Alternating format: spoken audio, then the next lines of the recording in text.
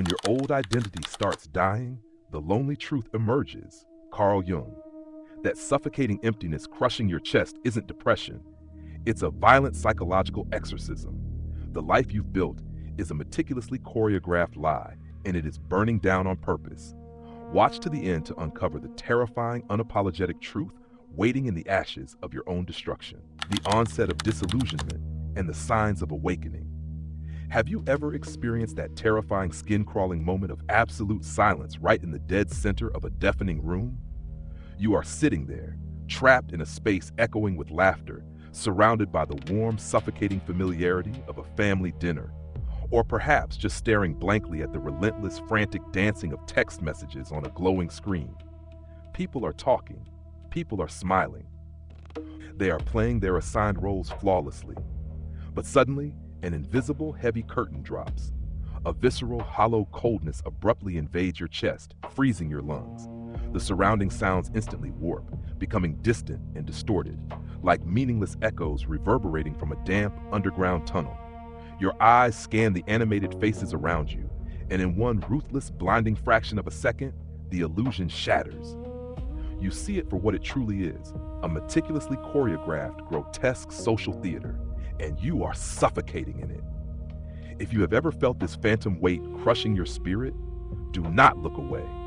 Please subscribe to our channel right now to support our journey into the uncharted territories of the mind, because what we are about to uncover might just be the exact lifeline you have been searching for. The inner multiverse warmly welcomes you to a space where illusions go to die. An inner voice screams, not in audible words, but as a crushing barometric pressure against your eardrums. What in the world am I doing here? This question does not demand a geographical answer. It is a violent, existential interrogation. You realize with a sickening drop in your stomach that you are completely and utterly disconnected from your environment. The trivial gossip about office politics, the whispered rumors about a third party, the hollow bragging about expensive vacations, and the repetitive daily complaints suddenly turn incredibly dry, tasteless, and so profoundly empty that it physically nauseates you. This bone-deep psychological exhaustion you are feeling does not stem from working too many hours. It comes from the agonizing labor of having played a fictional character for far too long. Your behavioral responses begin to shift. This is not a calculated choice. It is a full-blown rebellion. Your physical body simply refuses to cooperate with the charade any longer. A raw, unpolished impatience starts to bleed through your carefully constructed facade. You no longer possess the sheer energy required to force a polite smile and nod along to painfully inconsequential conversations. You start to withdraw, silently retreating into the shadows of the room. The word no, a word that once made your throat tighten with crippling guilt just thinking about it, now begins to surface effortlessly on your lips. You reject invitations. You turn down requests. You refuse to sustain the exhausting full-time job of being the pleasant one.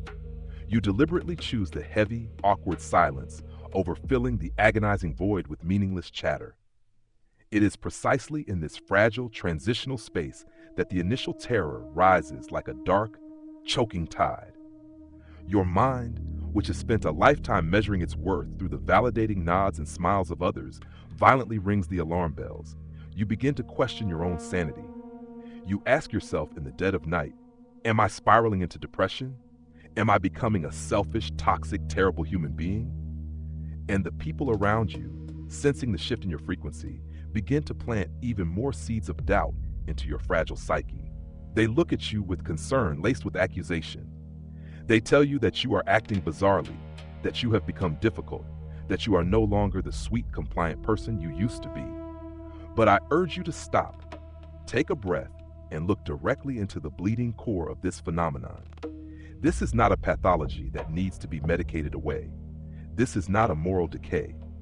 What you are currently enduring is a profound, inevitable, and agonizing psychological evolution known as identity death. The survival mask, the persona you have glued to your face for decades, is finally cracking, splintering, and falling away. Your unconscious mind is staging a brutal, necessary coup against the tyranny of your own illusions. What is dying right now is not you. It is merely a fabricated, artificial version of you, manufactured strictly to survive and appease others. You are not plunging into the darkness. You are simply stumbling out of a burning theater, and the blinding light of the absolute truth always burns your eyes in those first few excruciating seconds. The agony of the void and the loss of belonging. As the burning theater of your former life collapses into ash, you are forced to step into the vast, freezing emptiness that awaits outside its walls. This is the stage of the journey that nobody ever wants to talk about in those superficially uplifting spiritual circles, because there is absolutely nothing glamorous about the profound, aching loneliness of the void. As your false persona disintegrates, the infrastructure of your life, which was entirely built upon the foundation of that lie, begins to violently shake. The people who loved the mask you wore will suddenly feel like strangers speaking a foreign language. You will look across the dinner table at individuals you have known for a decade, perhaps even your own flesh and blood, and realize with a heartbreaking finality that they do not know the real you. They never have. They only knew the perfectly tailored character you performed for them, the version of you that never complained, the version that absorbed their projections, the version that kept the peace at the cost of your own soul. As you stop feeding these dynamic loops, the friction becomes unbearable. The phone stops ringing. The invitations dry up. People who once claimed to be your lifelong confidants quietly drift away into the periphery of your existence, offended by your newfound boundaries and threatened by your silence. You are no longer convenient, and so you are discarded. The grief that accompanies this realization is a heavy, suffocating blanket. It is a very specific, bizarre type of mourning. You are forced to grieve the loss of living people who are still walking around, but who are now fundamentally incompatible with the frequency of your unmasked truth. You weep not just for the loss of these connections, but for the devastating realization of how conditional their love truly was. During these agonizing months, the isolation feels almost punitive. You wake up into a silent house, and the sheer expanse of your own solitude presses against your chest like a physical weight. Society has conditioned us to believe that being alone is a symptom of failure, a glaring neon sign that you are unwanted and defective. Your ego, desperately trying to survive its own execution, will weaponize this silence against you. It will scream that you have ruined your life, that you have driven everyone away with your selfishness, and that if you just apologize, if you just put the mask back on, the warmth of the herd will welcome you back. The temptation to regress is a physical ache in your bones. You crave the comfortable numbness of your old ignorance. But you cannot unsee the truth. The void you are sitting in is not a punishment. It is a sterile, uncontaminated surgical room.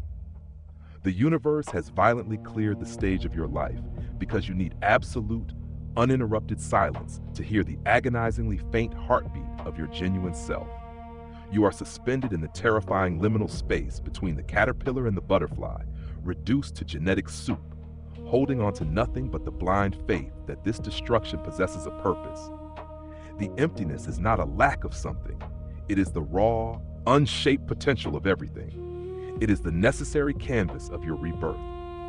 You must sit in the center of this deserted landscape and learn to be completely, unflinchingly alone without abandoning yourself.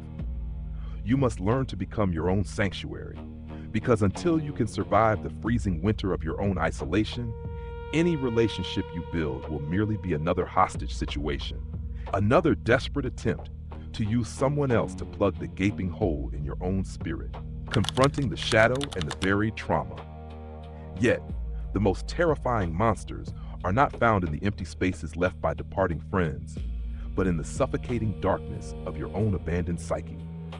Stripped of your external distractions, your social obligations, and the numbing noise of the outside world, you are finally forced to turn your gaze inward, and what you find there brings you to your knees. The mask did not simply appear out of thin air. It was meticulously forged in the fires of your earliest traumas. As the void stretches on, the heavy iron doors of your subconscious begin to groan open, releasing the suppressed, screaming ghosts of your past. This is the descent into the shadow, the locked basement of your soul, where you have hoarded every unacceptable emotion, every rejected desire, and every agonizing memory of the times you were told that you were not enough. You suddenly begin to feel the raw, bleeding wounds of the inner child you abandoned decades ago just to survive in a hostile world. You realize, with a wave of intense, nauseating shame, that the survival mechanism of people-pleasing was born from a desperate, terrified little boy or girl who learned that love was a transaction. You see exactly when and where you learned to amputate parts of your own personality because they were too loud, too sensitive, too rebellious, or too inconvenient for your caregivers or your peers. Every time you swallowed your anger, every time you laughed at a joke that hurt you, every time you apologized for taking up space, you were actively betraying yourself. The pain of this realization is sharper than any blade. The ultimate betrayal was not what the world did to you. It was what you allowed yourself to do to you. During this phase, emotions do not just surface, they detonate. You are consumed by an apocalyptic rage, a towering, blinding fury directed at the people who conditioned you, at the society that demanded your compliance, and most viciously, at yourself for playing along. You find yourself sobbing uncontrollably on the bathroom floor at 3 a.m., mourning the decades you lost living a lie. You are visited by paralyzing bouts of grief, crippling anxiety, and a profound existential guilt. The shadow demands to be felt. It demands that you sit in the fire of your unhealed trauma without reaching for a drink, without scrolling through a phone, without finding a new lover to distract you. You must look directly into the eyes of your own darkness, your own jealousy, your own manipulation, and your own capacity for cruelty. This confrontation is a brutal, unglamorous exorcism. You are wrestling with the psychological demons that have secretly pulled the strings of your life from behind the curtain. But as you continue to hold space for these terrifying fragments of yourself, a miraculous shift begins to occur. The monsters, when finally brought into the light of your compassionate awareness, begin to lose their terrifying shapes. The rage dissolves into a deep, protective boundary. The crippling shame melts into a profound, radical self-forgiveness. You realize that the shadow is not evil. It is merely the orphaned parts of your soul desperately crying out to be brought back home. By feeling the pain you spent a lifetime avoiding, you are finally metabolizing the poison. You are painstakingly retrieving the scattered, broken pieces of your shattered spirit, washing them in the tears of your own grief, and preparing to fuse them back together with gold. The alchemical surrender and rebirth. Exhausted by the relentless war against your own hidden ghosts, you finally reach the precipice where fighting back is no longer an option, leaving you with nothing but the terrifying grace of surrender. This is the absolute zero point of the identity death, the moment where the exhausted ego takes its final, rattling breath and collapses on the battlefield.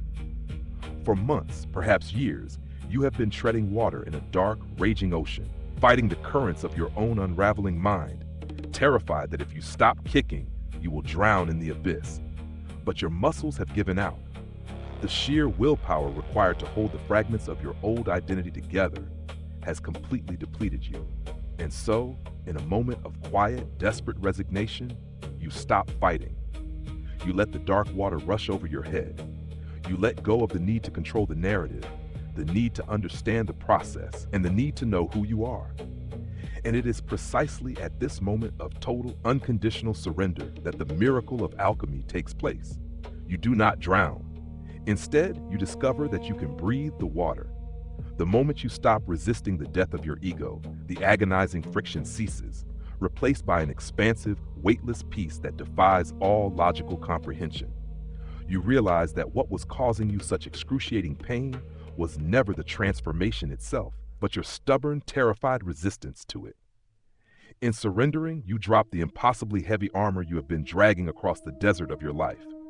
The need to be perceived as successful, the need to be understood by your family, the need to be validated by society, it all vaporizes into thin air. You are left stripped bare, naked to the elements, but for the first time in your entire existence, you feel profoundly, unshakably safe. You begin to experience flashes of a silent, eternal observer behind your thoughts. You realize that you are not your racing mind, you are not your broken heart, and you are not the trauma that happened to you. You are the vast, infinite consciousness in which all of these things are happening. A delicate golden warmth begins to ignite in the center of your chest. The shattered pieces of your psyche, purified by the fire of your grief and the darkness of the void, begin to fuse together into a completely new configuration. This rebirth is not a loud, triumphant explosion. It is a quiet, steady dawn breaking over a devastated landscape. You start to notice the return of a genuine, unforced life force. You step outside, and for the first time, you truly feel the wind on your skin. Not as an afterthought, but as a deeply intimate sensory experience. You watch a tree swaying in the breeze, and tears of profound reverence fill your eyes at the simple, staggering miracle of existence. The world has not changed, but the lens through which you perceive it has been scrubbed clean of all its muddy conditioning. You are breathing your first authentic breath, rising from the ashes of your own destruction, fundamentally altered, bearing the deep, quiet scars of a survivor who has walked through the fires of hell and returned with the spark of the divine, emerging into authentic existence and sovereignty. From the fertile soil of that absolute surrender, a quiet, indestructible root takes hold, anchoring a version of you that no longer requires a script to exist. You have emerged from the psychological crucible, and the reality you now inhabit operates on an entirely different frequency. The frantic, desperate energy that once fueled your daily interactions has completely evaporated, leaving behind a tranquil, unshakable sovereignty. You no longer walk into a room wondering what people think of you. Instead, you walk in quietly, assessing how you feel about them. The locus of your control has fundamentally shifted from the external gaze of society to the internal compass of your own soul. You have claimed your throne, and you rule the kingdom of your life with a calm, quiet, and absolute authority. Living authentically no longer feels like a dangerous rebellion. It is simply the only way you know how to breathe. The word no is no longer a weapon wrapped in guilt, but a complete, peaceful sentence that requires no further justification. You protect your energy with the fierce, unapologetic dedication of a guardian at the gates of a sacred temple. When you speak, your voice lacks the high-pitched, anxious vibration of someone seeking approval. It resonates from the deep, grounded center of your belly, carrying the undeniable weight of lived truth. You discover that you have lost the capacity to engage in small talk, gossip, or toxic drama. When faced with the superficial games of the social theater, you simply observe them with a gentle, detached compassion, smiling inwardly, entirely unbothered, and quietly walk away. As you vibrate at this new, sovereign frequency, a beautiful organic realignment begins to occur in your external world. The void that once terrified you starts to fill, but this time, it is not populated by energetic vampires or conditional companions. You begin to magnetize people who see you, the real, unfiltered, deeply scarred, and beautifully whole you. These are not trauma-bonded attachments. These are conscious, spacious connections built on absolute transparency and mutual respect. You find your true tribe, individuals who speak the language of the soul, who sit with you in comfortable silences, and who celebrate your light without being blinded by it. Your work, your habits, and your environment naturally shift to reflect the integrity of your inner landscape. Everything that is false simply falls away, unable to withstand the blinding light of your authenticity. This is the ultimate reward for surviving the terrifying death of your identity. You have achieved the rarest form of human freedom, the freedom to simply be. You understand now that the pain of the awakening was never a punishment, but the fierce, loving chisel of the universe, sculpting you out of the rough marble of your conditioning. You are no longer playing a role. You are no longer reciting lines. You are the author, the director, and the unscripted protagonist of a deeply beautiful, deeply human experience. If you are currently in the dark, suffocating depths of the void, or wrestling with the screaming demons of your shadow, hold on. Do not retreat. Let the fire burn away everything that is not real. What awaits you on the other side of this agonizing destruction is a life of such profound peace, power, and unapologetic truth that you will look back at your darkest nights and bless the very flames that burned your illusions to the ground. And finally, conclusion. The journey of identity death is not a path of gentle, romanticized enlightenment, but a brutal and necessary annihilation of the false self. It demands that we step into the terrifying emptiness of the void, grieving the loss of superficial connections and the carefully constructed illusions that once provided a false sense of security. By confronting the deepest, darkest corners of our subconscious, the shadow, we are forced to face the unhealed wounds and the terrified inner child that originally dictated our survival mechanisms. Yet, it is within this agonizing crucible that true psychological alchemy occurs. Through absolute, unconditional surrender, the sheer exhaustion of fighting our own unraveling finally gives way to a profound and weightless peace.